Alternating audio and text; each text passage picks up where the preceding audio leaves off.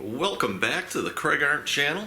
Today we're going to be taking a look at an Aaron's ST824 snow thrower. Now this snow thrower has been in a lot of my videos. I'm going to take you through what it takes to get this thing running right just before winter and make sure it's tuned up and ready to go. So stick around and I'll show you how to tune it up. I ordered a new bowl, and the bowl came with the new gaskets as well as the drain. That's part number 631951 from Tecumseh. And then I also ordered a carburetor overhaul kit. I figured while I was in there I might as well go in and replace some of the parts. It was cheap enough. And that is part number 632347. So anybody who has an Aaron snowblower with the 8-horse Tecumseh up to, I think, 8, 9, and 10 horse. There's other models that'll fit, but both of these will work on that. However, it's just not the drain. You also, this also fits if you have the mixture screw. So that's what this part number is. But I'll have both of these available, links, if you want them. You can just check down below. So if you need those parts, check it out. So one of the first things I like to do every year, just make sure the snowblower hasn't been inundated by any mice or anything like that, any nests. I like to take off the bottom cover, and I did that a couple days ago, so I'll be showing that later on in this video. You'll see that. Now here's our carburetor. Everything's looking good. So we're going to start this up and then get things adjusted.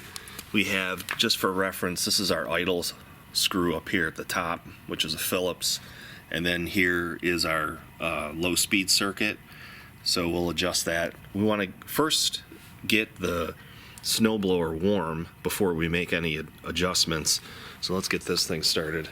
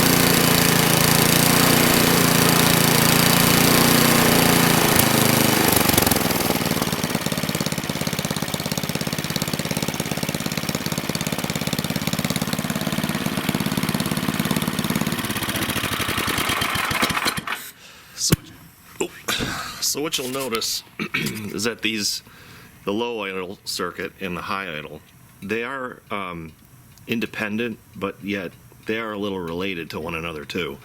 So you'll sometimes have to, where I was getting that surge when I was moving up to full throttle, you might have to turn that in or out a little bit to adjust it.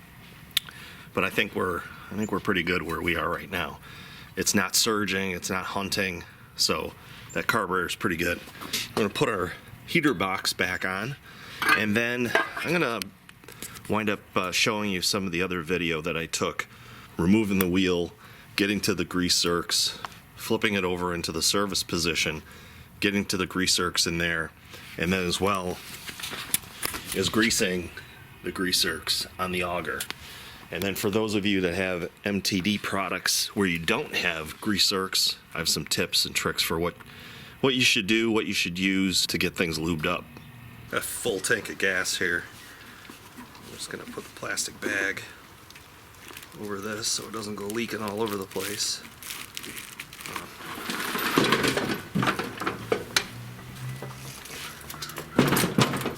Half-inch. We're gonna remove these 4 bolts. Oh, that was tight. And that's gonna get us inside where the drive wheels are.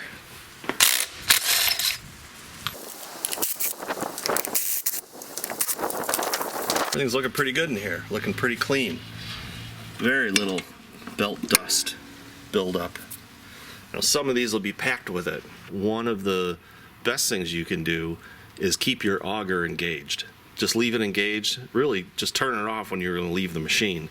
But if you leave that engaged, you're not going to be constantly wearing and applying this brake, which is just going to be wearing out the back side of the belt and building up a lot of debris in here, and you'll see how clean that is.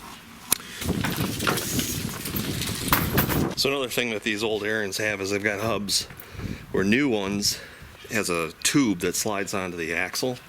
You're going to want to make sure you take that off your wheel and lube either with Never Seas or some bearing grease on that axle, because once that rusts, it can weld itself on there. Cleaned off a little bit. We should have some grease coming out here. Fill in that axle sleeve there. There we go. Your gear shift lever that comes down from your handlebar control, you want to put a little bit of grease where that connection is made. You want to grease any supports. Make sure again that nothing gets on that friction wheel down there, because you won't be going anywhere. But you do want to put a light coating of grease on the shaft that wheel tire moves on. That'll really help you when it comes to shifting gears in the winter. And you can see that mine is well lubricated. I don't need anything more on that.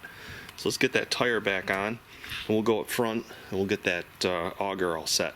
So here I've got 4 grease zerks that go along the auger, and these usually will rust and I won't be able to get any grease into them. Since I've had this lock and lube, it's been getting grease into them, so I haven't had any issues.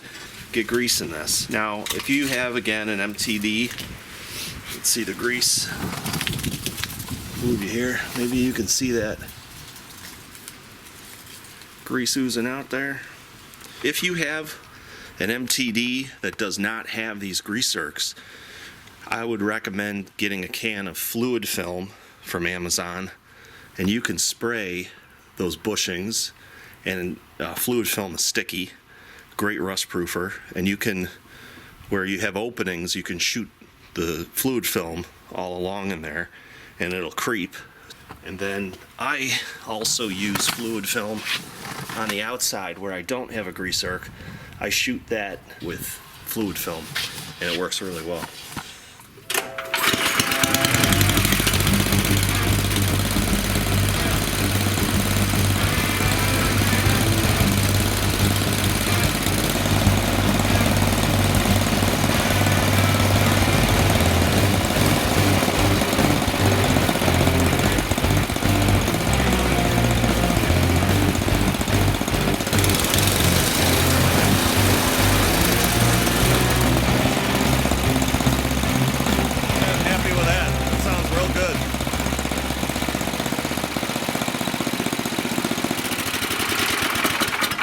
That sounds really good. Really responsive, great idle speed, so that's really where you want it. Link will be below for the carb kit that you can buy on Amazon, and then the bowl if you also need that.